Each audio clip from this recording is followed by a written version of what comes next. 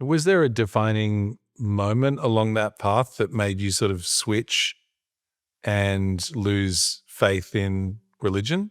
Yeah, so I was born again for 7 years. I became religious when a couple of my best friends were going to church, and they invited me.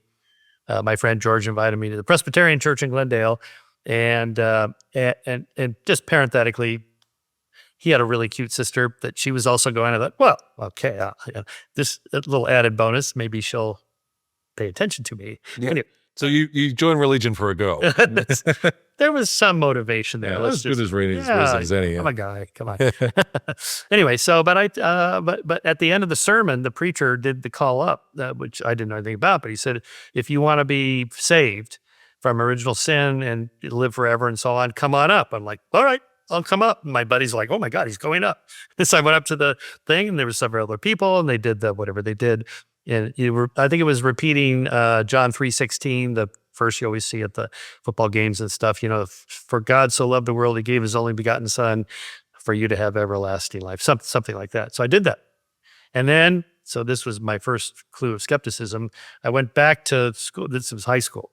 And I saw my buddy Frank, because he had been telling me, you got to go to church. I'm like, all right. So I said, Frank, I did it. I went to church. I became born again. He goes, well, which church? I went to the Presbyterian church. He goes, that's the wrong one. I'm like, the wrong one? But you have to be born again. Turns out he was a Jehovah's Witness, right? And for them, it's not quite so ecumenical, right? There is we're the right one. These others have gone down the wrong path. That always stuck in the back of my mind, like the wrong one, huh?